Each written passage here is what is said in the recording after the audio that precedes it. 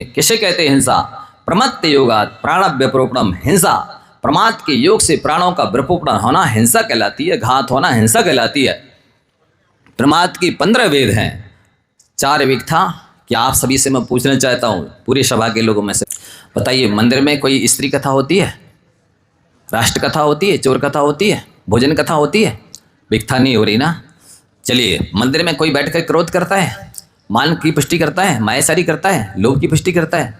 नहीं करता है। मंदिर में रहकर कोई स्पर्शन रसना घ्राण चक्षु कर्णेंद्रिय का विषय का भोग करता है?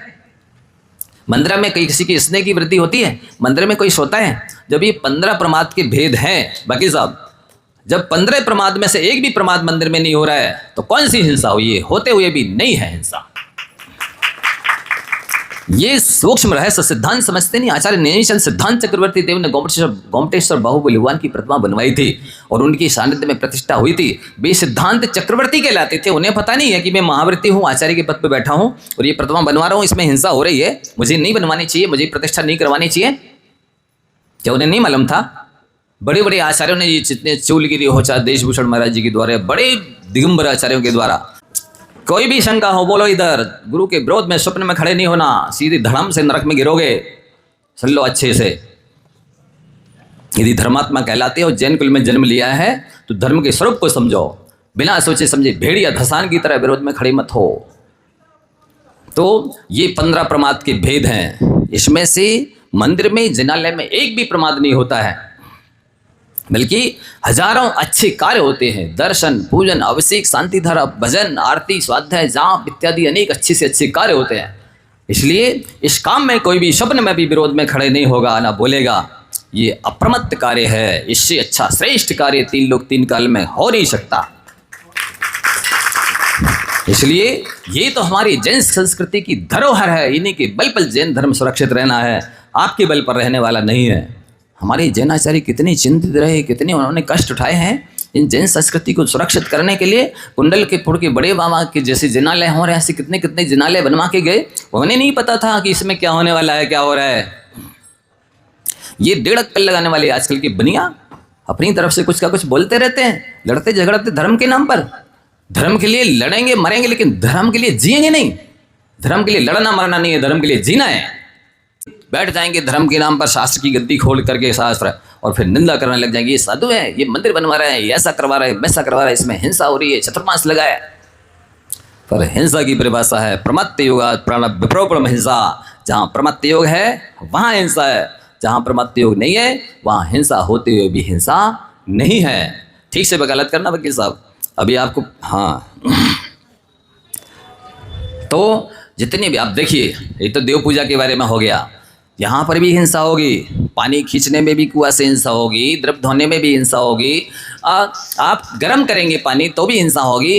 अब जल है, चंदन है, अक्षत है, पुष्प है, नैवेद्य, दीप धूप, जो भी द्रव्य आप तैयार करेंगे सब में हिंसा होने वाली है।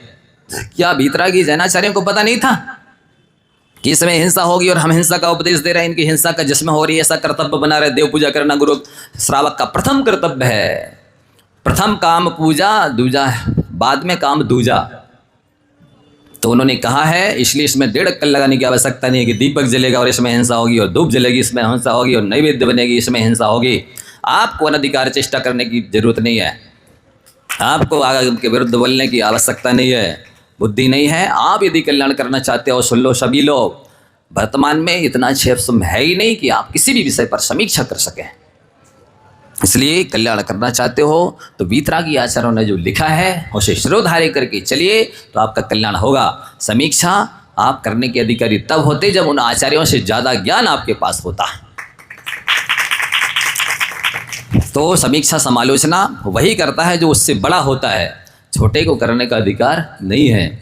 इसलिए आप सभी का कर्तव्य है कि जो देवशास्त्र गुरु ज्ञानी बैरागी विवेकी अनुभवी हैं वो कह रहे हैं उसको आपको मानना चाहिए, शिरोधार्य करना चाहिए। आपका इसी में कल्याण है, इसी में भला है। तो एक जीव हिंसा नहीं करके भी हिंसा के फल को पा रहा है, वो दिए आपको दृष्टांत। चाहे वो धीवर हो, चाहे वो दुकानदार हो, चाहे वो पुतला जलाने वाला हो, हिंसा नहीं करके भी हिंसा के फल को भोगता है। दूसरा ये दृष्टांत दिया गया कि मंदिर बनाने में हिंसा हुई पर अहिंसा का फल मिलेगा। देव पूजा करने में, देव पूजा की सामग्री तैयार करने में हिंसा हुई, लेकिन उसको अहिंसा का फल मिलेगा। गुरु उपासना है, साधु का आहार बनाएंगे तो भी हिंसा होगी, विहार कराएंगे तो भी हिंसा होगी, और निहार कराएंगे तो भी हिंसा होगी। लेकिन यहाँ अहिंसा के लिए सारे काम किए जाते हैं, इसलिए हिंसा होती है भी उनको अहिंसा का फल मिलता है। औषधि, शास्त्र, अभय आहार जो भी दान करेंगे, शास्त्र छप रहे हैं, इसमें भी हिंसा हो रही, हम बोल रहे हैं इसमें भी हिंसा हो रही है, क्योंकि लाइट का प्रयोग हो रहा है और शब्द मुंह से निकलते हैं, इसमें हिंसा होती है। लेकिन हिंसा करने का भाव नहीं है, आपका कल्याण करने का भाव है, आपका भला करने का भाव है, आपके मानव प्रयास को सार्थक करने का भाव है, सफल बनाने का भाव है। आप किसी तरह पाप से बचें, आपका पुण्य का बंध हो, मोक्ष मार्ग प्रशस्त हो, ऐसा अभिप्राय है। इसलिए हिंसा होते हुए भी इस हिंसा का फल हमको नहीं लेगा, ना आपको लेगा। ऐसा आचार्यों का उपदेश है। अकलंक देव ने आप तो मीमांसा, ऐसा कुछ एक प्रसंग मुझे याद है, स्पष्ट ही लिखा है कि अज्ञानी लोग कहते हैं कि जिनालय बनाने में हिंसा होती है, लेकिन वहाँ पर तो अहिंसा के सारे काम किए जाते हैं, प्रमत्त योग वहाँ नहीं होता है, इसलिए वहाँ पर हिंसा होते हुए भी अहिंसा का फल मिलता है। तो ये सारे प्रसंग आचार्यों का ध्यान है, शास्त्रों में लिखे हैं, उन्हें परिभाषा भी मालूम है, उनको अपना पद भी ध्यान है, उन्हें अपना लक्ष्य भी ध्यान है, उन्हें अपना स्वभाव भी ध्यान है, और आपके कर्तव्य भी ध्यान है। इन सबको दृष्टि में रख करके ही किए जाते हैं। आपको उतना क्षमता नहीं है तो बोलना नहीं चाहिए, बोल करके आप बहुत पाप कमाते हैं, अपना बहुत संसार बढ़ाते हैं। निष्प्रयोजन की बुद्धि है ही नहीं, विवेक है नहीं, का खागा आता नहीं है, समीक्षा करने बैठ गए, विरोध में खड़े हो गए, कितना कर्मबंध कर रहे हैं, किससे मिथ्यात्व पुष्ट कितना ज्यादा हो रहा है। केवली श्रुत संगत धर्म देवा वर्णवाद दर्शन मोह से लिखा है, सीधे मिथ्यात्व को बंद होता है, अनंत संसार बढ़ता है। इसलिए अपन को बहुत सोच समझ करके धर्म और धर्मात्मा के तो कभी विरोध में, स्वप्न में खड़े होने नहीं चाहिए। आपकी मन कषाय में ठेस लग रही है, कौन सा आपका क्या चला गया, कौन सा प्रेस्टीज पॉइंट बना लिया जो विरोध में खड़े हो गए।